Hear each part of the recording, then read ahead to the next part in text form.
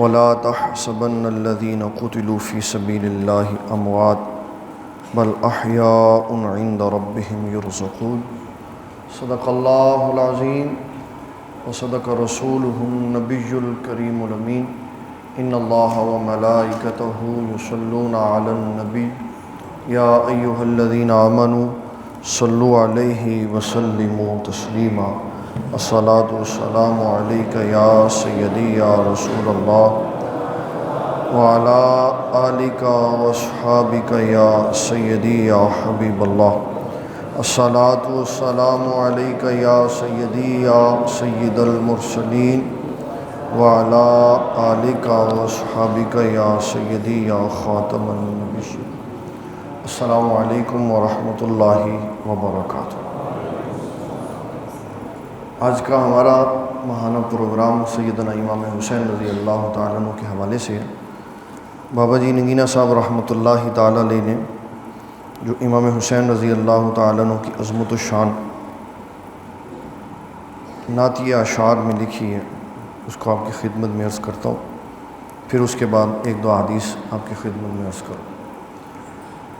فرماتے ہیں الف اللہ حقیقی سی گنج مخفی ہواں ظاہر ارادہ آن اٹھے کن کے مروڑی جئی میم بن گئی الفوں معرفت دا جا دہان آ اٹھیا اسے میم دے جوہر دی نال برکت بن کے کل شے دا سامان اٹھیا سورج چند جنت دوزخ دھرت امبر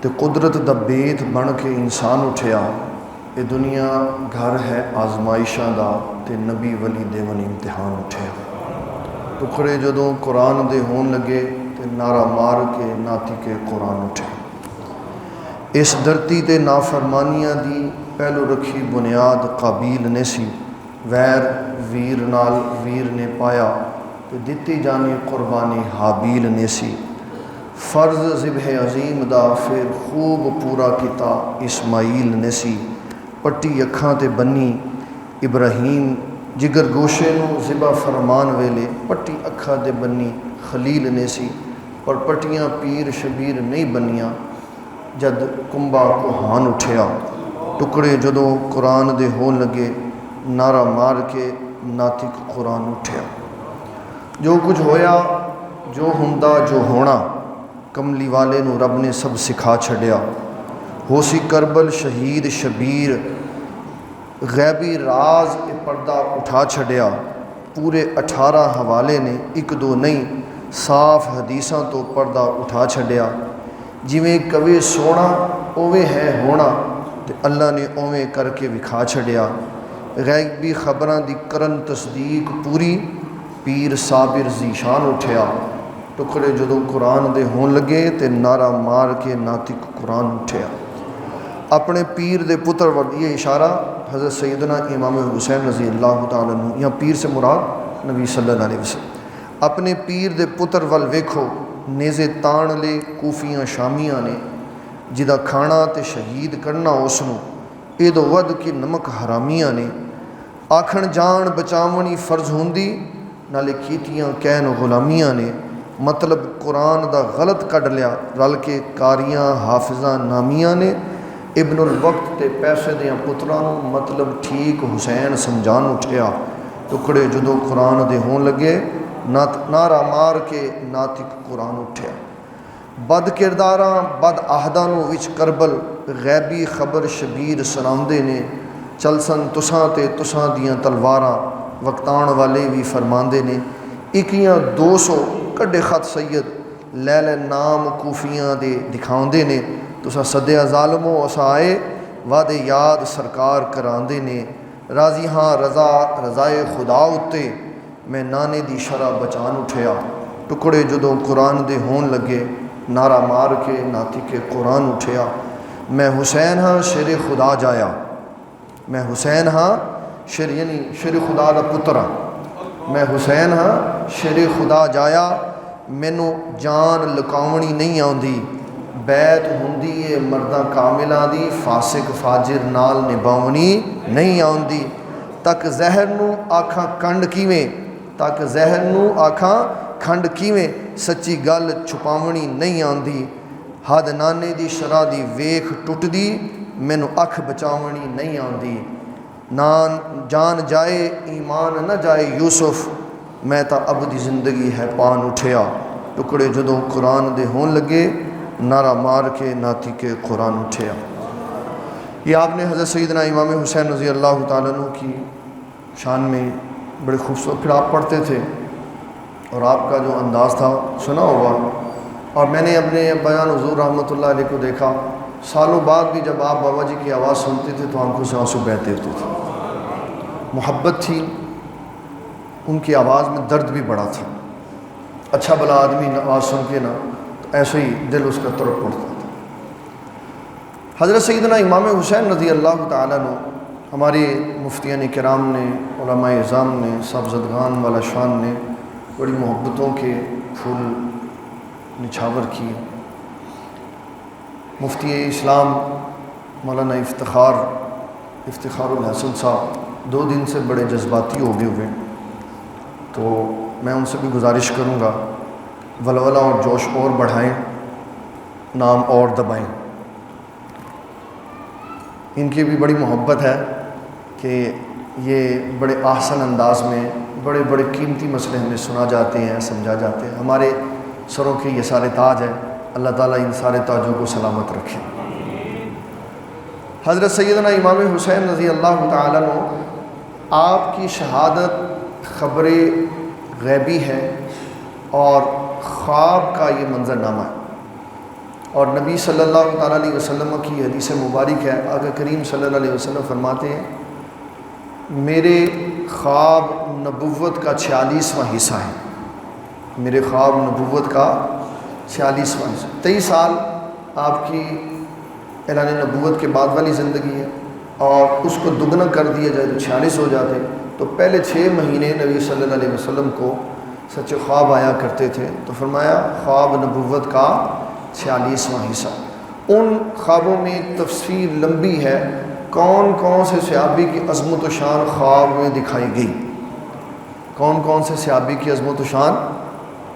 اسی طرح بعض خواب نبی صلی اللہ علیہ وسلم نے ایسے ملاحظہ فرمائے جن میں جہاد کی پیشن گوئیاں تھیں، اطلاع غیبی تھی۔ آقا کریم صلی اللہ علیہ وسلم نے ان کے بارے میں فرمایا کہ میری امت کا ایک لشکر فلاں جگہ جائے گا، ایک فلاں جگہ جائے گا، تو ان کو اللہ تبارک و تعالیٰ ان نعمتوں سے نوازے گا۔ اس حدیث کو امام بخاری رحمۃ اللہ تعالیٰ علیہ نے بخاری شریف میں 4 مقامات پہ لکھا ہے۔ ام حرام بنت ملحان رضی اللہ تعالیٰ عنہما یہ کہتی ہیں رسول اللہ صلی اللہ تعالیٰ علیہ وسلم میرے گھر میں تشریف لائے، آپ نے کھانا تناول فرمایا، تو میں نے چہرے سے دیکھا تو مجھے لگا کہ شاید آرام کرنا چاہ، تو میں نے عرض کی حضور بستر موجود ہے۔ آقا کریم صلی اللہ علیہ وسلم وہاں آرام کے لیے تشریف فرما ہوئے۔ چند لمحوں کے بعد جب آپ بیدار ہوئے تو مسکرا رہے تھے۔ ام حرام عرض کرتی ہیں حضور آپ کے مسکرانے کی کیا وجہ؟ آقا کریم صلی اللہ علیہ وسلم نے فرمایا میں نے بھی خواب دیکھا ہے،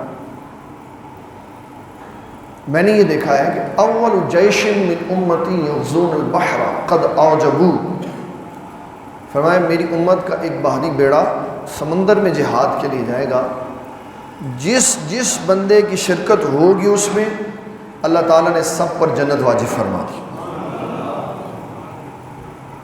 بڑا صحابہ کرام رضوان اللہ تعالیٰ علیہ مجمعین کا یہ مزاج ہوتا تھا، جب کہیں خوشخبری سنتے تھے تو کھڑے ہو کہا حضور میں بھی۔ آقا کریم صلی اللہ علیہ وسلم نے ایک دن فرمایا کہ اللہ تعالیٰ میری امت کے 70,000 بندوں کو بغیر حساب جنت بھیجے گا، تو حضرت عکاشہ کہنے لگے حضور میں بھی اس میں ہوں، فرمایا آپ بھی اس کے اندر ہیں۔ ام حرام بنت ملحان عرض کرتی انا فیہم، میں بھی ہوں حضور اس میں، آپ نے فرمایا انت فیہم، آپ بھی اسی کے اندر ہیں۔ تو سارا نقشہ، سارے احباب، ان کی لسٹیں کون کون، یہ تو بڑی جلدی کی بات ہے۔ آقا کریم صلی اللہ علیہ وسلم نے وہ آخری لشکر کا ذکر کیا، وہ آخری مسلمانوں کا لشکر جس کا کفار سے مقابلہ ہوگا۔ آقا کریم صلی اللہ علیہ وسلم نے فرمایا میں ان گھوڑوں جن کے اوپر مجاہدین بیٹھے ہوں گے، اور جب وہ گھوڑوں کو چلائیں گے اور ان کے سم جب پتھر کے اوپر لگیں گے اور ان سے جو چنگاریاں نکلیں گی، میں ان چنگاریوں کو بھی دیکھ رہا ہوں۔ ایسے کر کے ساری دنیا اللہ تعالیٰ نے اپنے محبوب کے سامنے کر دی ہوئی تھی۔ سارے واقعات افراد سمیت آپ نے دیکھے اور ملاحظہ فرمائے۔ پھر آپ آرام کے لیے دوبارہ لیٹ گئے، پھر تھوڑی دیر کے بعد مسکراتے ہوئے اٹھے، پوچھا حضور اب مسکرانے کی کیا وجہ ہے؟ تو آقا کریم صلی اللہ علیہ وسلم نے فرمایا اول جیش من امتی یغزون مدینہ قیصر مغفور اللہ، فرمایا میری امت کا ایک لشکر سمندر کی طرف جہاد کرے گا، روم کے شہر کی طرف، روم کے قیصر اور روم کے شہر کی طرف، جو اس میں شرکت کرے گا اللہ تبارک و تعالیٰ اس کی بخشش فرمائے گا، اس کے لیے مغفور اللہم، اس کی بخشش ہوگی، اس کی۔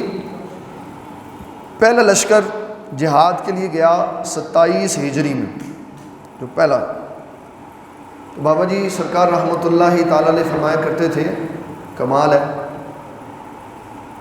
اس حدیث سے تو وہ استدلال کر سکتا ہے جو نبی صلی اللہ تعالیٰ علیہ وسلم کے مطلع علی الغیب ہونے کا اقرار کرتا ہے کہ اللہ تعالیٰ غیب کی خبریں حضور کو دیتا ہے، جو یہ مانتا ہے اس کے لیے یہ حدیث ہے، اور جتنے یزید کے ماننے والے ہیں ان کے لیے یہ حدیث نہیں ہے، اس لیے کہ وہ تو مانتے ہی نہیں، چاہے وہ کوئی ڈاکٹر ہے، چاہے وہ کوئی فلانا ہے، چاہے کوئی وہ فلانا ہے، انہوں نے تو کہا کہ نہیں، بس غیب کا علم تو اللہ کے لیے، بھئی غیب کا علم تو اللہ کی شان ہے کہ عالم الغیب والشہادہ لیطلعکم علی الغیب، بھی تو ہے نا کہ حبیب صلی اللہ علیہ وسلم ہم اپنے رسولوں میں سے جس کو چاہتے ہیں غیب پر مطلع فرماتے ہیں، تو جس کو چاہا فرما دیا، کتنا فرمایا، دینے والا جانے لینے والا جانے۔ اس کے لیے امام شرف الدین بوصیری نے ایک جملے میں بات ختم کر دی، کہا اس سے تو زیادہ نہیں مجھے پتا کہ اللہ تعالیٰ نے نبی صلی اللہ علیہ وسلم کو کتنا علم عطا فرمایا، صرف اتنی میں بات جانتا ہوں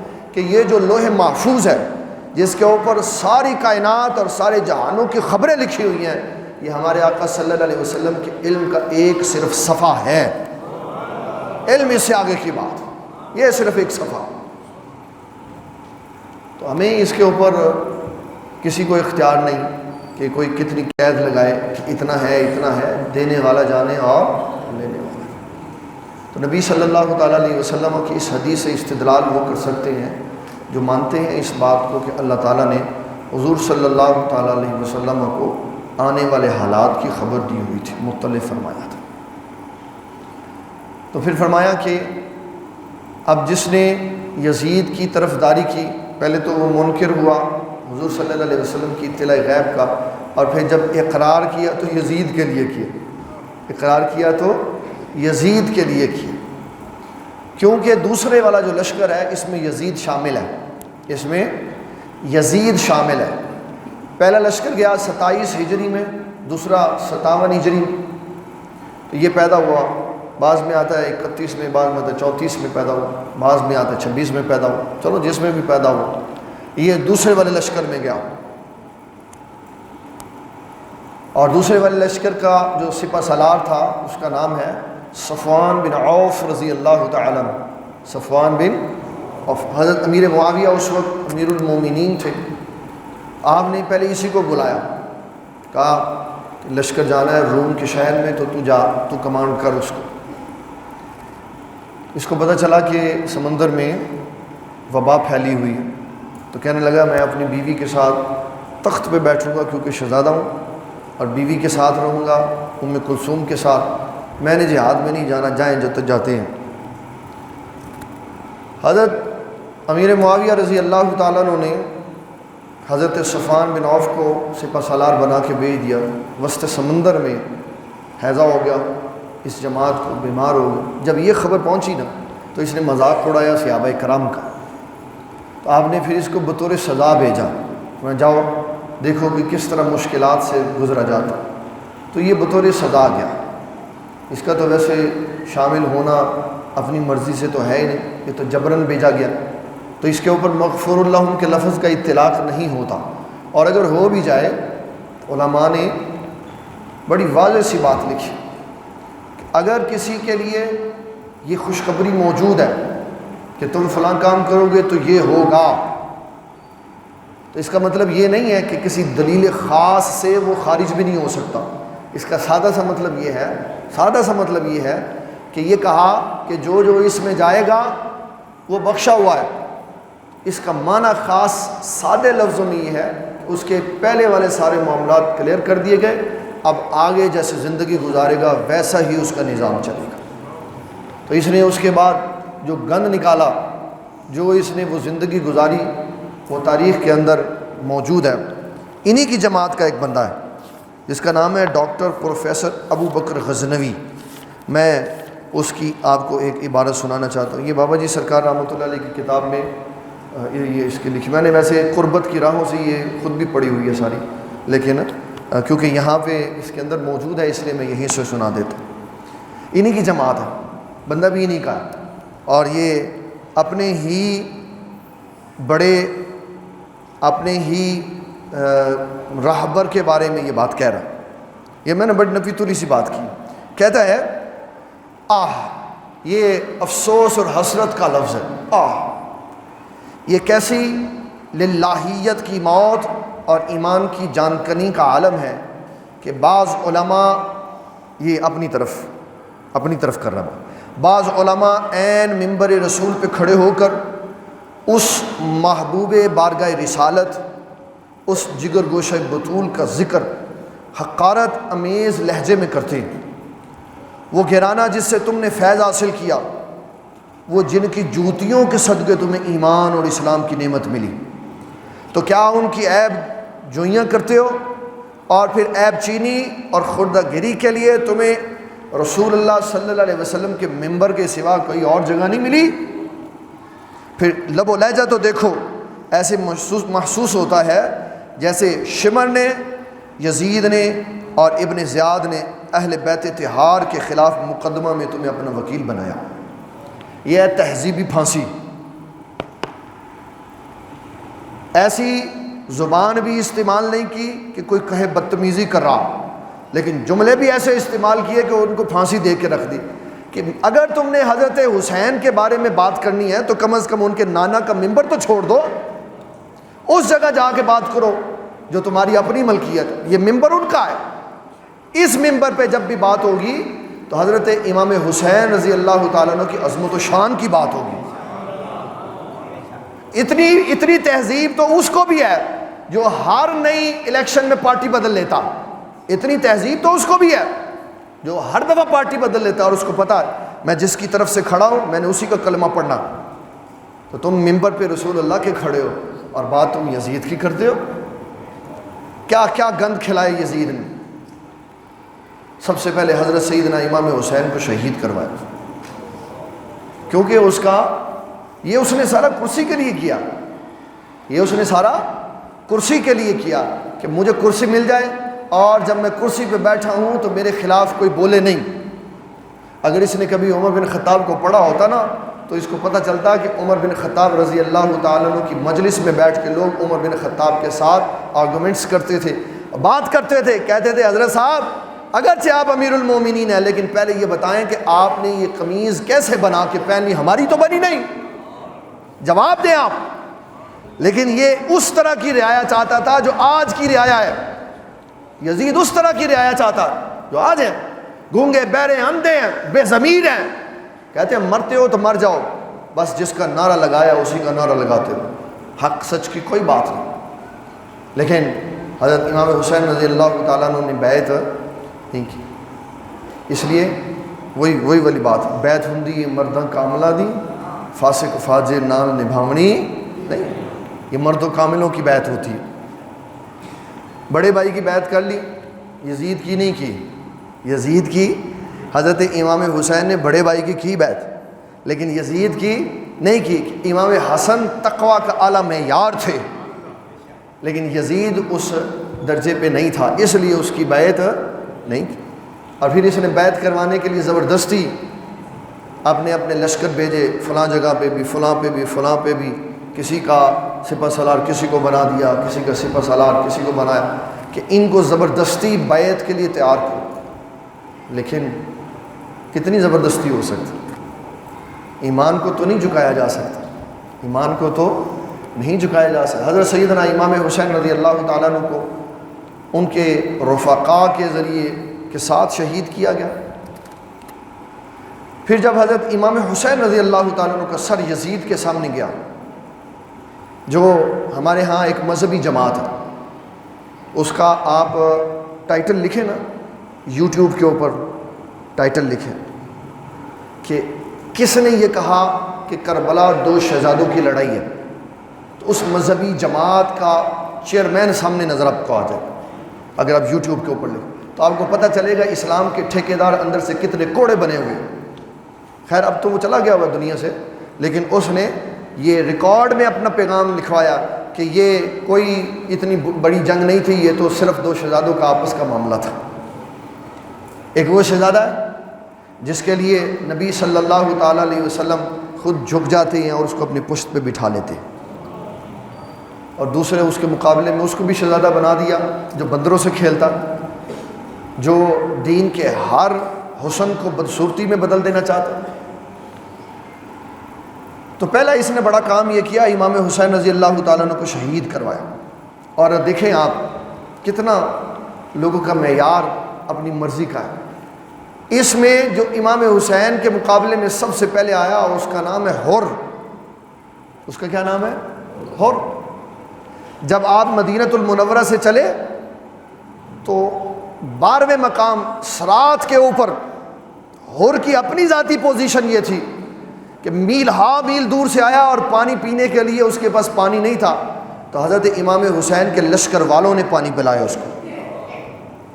اور تاریخ میں یہ لکھا کہ ان کا ایک ساتھی، حر کی جماعت کا ایک ساتھی، وہ اتنا پانی کی شدت کی وجہ سے تکلیف میں مبتلا تھا کہ جب اس کو پانی دیا گیا نا تو وہ ایسے کر کے پی نہیں سکتا تھا، تو امام حسین نے اپنے ہاتھ سے اس کے منہ میں پانی ڈالا۔ اور جب یہ دوبارہ حضرت امام حسین کے مقابلے میں آئے تو پھر انہوں نے اپنے اندر کی خوف سے بات نہیں دکھائی، لیکن اللہ تعالیٰ تو اللہ تعالیٰ ہے۔ پھر اسی رب نے اس کو دوبارہ توفیق بخشی، حضرت امام حسین کے دست رحمت پہ یہ بیعت کر کے دوبارہ آپ کی فوج کے ساتھ شامل ہو گئے۔ اس کا مطلب ہے اختیار والوں کو معافی کا اختیار ہوتا ہے۔ تو انہی کی جماعت کے نظریات میں یہ بھی ہے کہ عمر بن خطاب کو معافی نہیں ملی کیونکہ انہوں نے تلوار اٹھائی تھی، تو جس نے شہید کیا اس کو مل گئی، جس نے شہید کیا اس کو مل گئی، اور جو صرف تلوار لے کے کھڑا ہوا اس کو نہیں ملی۔ ان کا ایک علامہ ہے جس کا ہے نام ہے نور اللہ شوستری، نور اللہ شوستری، یہ اکبر کے شاہ جہاں کے دور کا بندہ، اور اکبر کی جو بیوی ہے یہ اسی نظریے سے تعلق رکھ، اس نے نور اللہ شوستری کو بلایا وہاں سے، ایران سے، کہ مناظرہ کروائیں گے حضرت میاں میر رحمۃ اللہ تعالیٰ علیہ سے۔ تو آپ نے بات کرنے سے پہلے ان سے پوچھا، آپ نے فرمایا بتاؤ کہ دلائل اپنے اپنے دو گے کہ یا میرے والی دلیل تم دو گے؟ کہنے لگا نہیں، اپنے اپنے دلائل دیں گے۔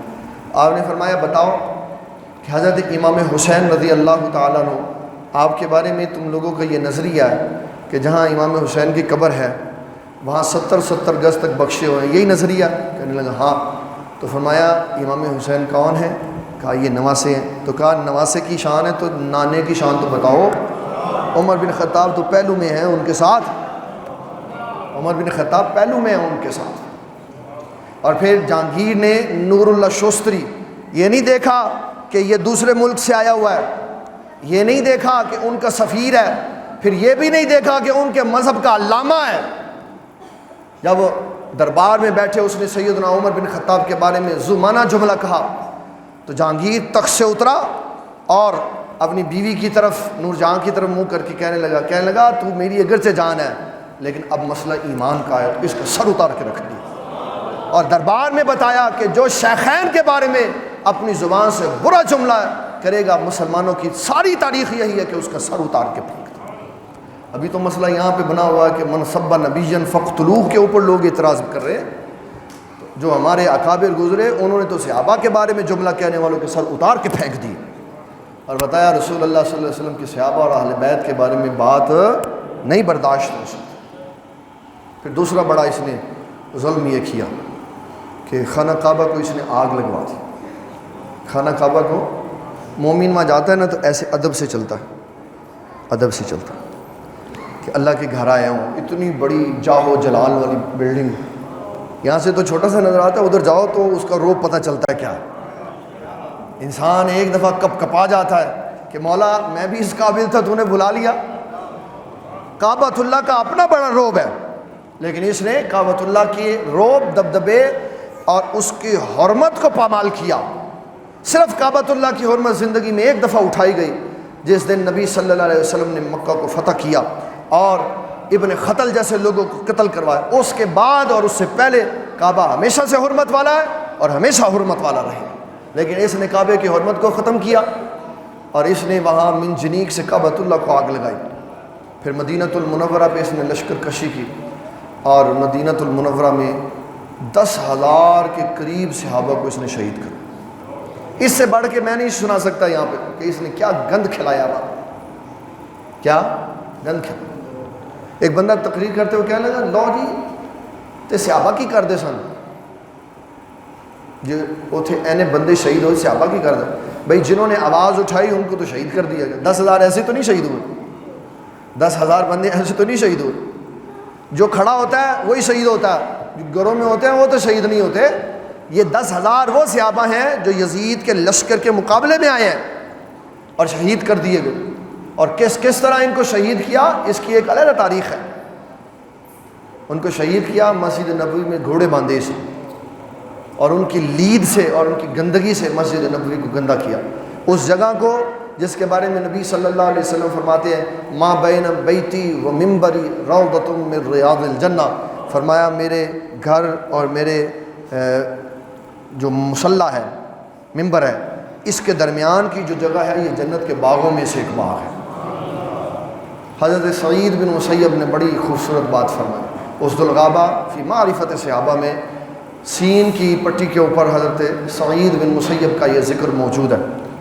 فرماتے ہیں تابعی ہیں، یہ حضرت سعید بن مسیب یہ تابعی ہیں.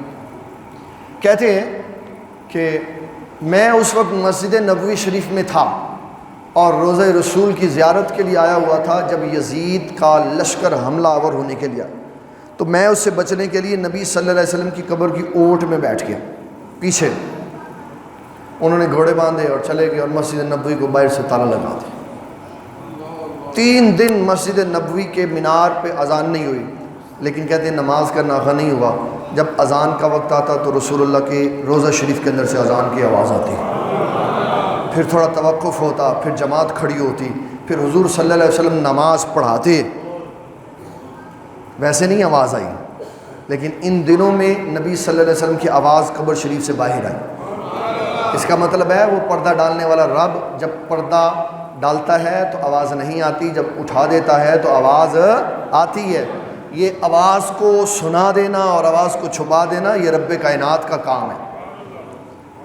حضور صلی اللہ علیہ وسلم فرماتے ہیں جب میت کو کندھے پہ اٹھا کے لے کے جاتے ہیں تو کہتے ہیں قدمونی، جلدی لے چلو. اور جو کافر اور منافق کی ہوتی ہے وہ ویل ویل کا رونا روتی ہے. فرمایا اگر تمہیں اس کی آواز سنا دی جائے تو ایک میت جس خوف یا جس کیفیت میں وہ آواز نکال رہی ہوتی ہے، فرمایا سننے والے سارے ہی بے ہوش ہو جائیں. اس نظام دنیا کو معطل ہونے سے بچانے کے لیے اس کی آواز کے اوپر پردہ ڈال دیا. لیکن یہاں سعید بن مسیب کو 3 دن وہ آواز آتی رہی. وہ اذان سنتے، پھر اقامت کہی جاتی، پھر نبی صلی اللہ علیہ وسلم اندر نماز پڑھاتے. تو حضرت سعید بن مسیب کہتے ہیں میں باہر ہی حضور کے پیچھے نماز پڑھ لیتا تھا. اس نے یہ سارا کام کیا اور آج بھی اس کے بڑے حمایتی ہیں اور بڑی دیدہ دلیری سے سیدنا یزید رحمۃ اللہ تعالی علیہ کر کے کتابوں کے ٹائٹل چھاپتے ہیں. تو کوئی بات نہیں، انتخاب اپنا ہے. میں ہمیشہ سے یہ کہا کرتا ہوں او پتر بیٹے بیٹھ جاؤ شاباش. اچھا، یہ پاکستانی بیلٹ باکس نہیں ہے، یہ دنیا ایمان پاکستانی بیلٹ باکس نہیں ہے کہ آپ ڈالیں گے اپنی مرضی کا تو نکلے گا کسی اور کی مرضی سے. ایسا نہیں ہے. یہ ایمان ہے جہاں ووٹ ڈالیں گے قیامت والے دن اللہ تعالیٰ اسی کے ساتھ کھڑا کرے گا. اللہ تعالیٰ اسی کے ساتھ کھڑا کرے گا جس کو بڑی ہمدردی ہے جس کو بڑا پیار ہے، جس کے دل میں کوٹ کوٹ کے یزید بڑا ہوا ہے، تو ہمیں کیا ہے؟ ہمیں کیا جائے یزید کے ساتھ جائے؟ بھئی ہم جب سے ہیں جب تک رہیں گے، پھر ہماری آنے والی نسلیں، پھر ان کی آنے والی نسلیں، اللہ تعالیٰ ہماری قیامت تک کی نسلوں کو امام حسین کے جھنڈے تھلے نیچے رکھے گا۔ اور یہ ہماری دعا ہے، یہ ہماری دعا ہے، دعویٰ نہیں ہے، دعوے نہیں کر سکتے ہم، صرف دعا ہے اللہ تعالیٰ ہماری قیامت تک کی نسلوں کو امام حسین کے ساتھ رکھے، اس لیے کہ کامیابی اسی کے اندر ہے، کامیابی اسی کے اندر ہے۔ نبی صلی اللہ علیہ وسلم نے فرمایا میرے اللہ میں ان دونوں سے محبت کرتا ہوں، اللہم انی احبہما، یا اللہ میں ان دونوں سے محبت کرتا ہوں، تو بھی ان سے محبت فرما، اور جو ان سے محبت کرے تو میرے اس امتی سے بھی محبت فرما۔ لہٰذا حضرت امام حسین رضی اللہ تعالیٰ عنہ کی شہادت اگرچہ بڑے شدید غم اور دکھ کا ایک یاد تازہ کرنے والا پہلو ہے، لیکن جو سبق امام حسین نے دیا وہ ہم بھول چکے، وہ یہ ہے کہ ظالم اور جابر کے سامنے کلمہ حق کہنا، اس معاملے میں ہم بالکل ختم ہو چکے۔ ہمارے اندر اتنی جرت نہیں ہے کہ ہم ظالم کے سامنے کلمہ حق کہیں، بلکہ ہم اتنے معروف و مشہور ہیں کہ جس نے اپنے مفادات کے جو ووٹ ہیں یا اپنے مفادات ہیں حاصل کرنے ہیں، اس کے لیے ایک دن پہلے، مفادات سے ایک دن پہلے بلا کے قوم کے افراد کو کھانا کھلاؤ، تو پھر جو چاہے وہ مفادات حاصل کرو۔ امام حسین کا مشن حق و باطل کا مشن ہے، آپ نے حق کی طرفداری کی، باطل کو جھکا دیا، اس کا رد کر دیا، اس باطل کے سامنے ڈٹ کے کھڑے رہے، اپنے ایمان اپنے نظریے کو فروخت نہیں کیا، اور یہی نظریہ جب تک قوموں کے ہاتھ رہے گا قومیں اس وقت تک ترقی کرتی رہیں گی۔ اللہ تعالیٰ کی بارگاہ میں دعا گو ہیں کہ ہمیں تا صبح آخر ہمیشہ سچ اور حق کا ساتھ دینے کی توفیق عطا فرمائے۔ وما علینا الا البلاغ المبین۔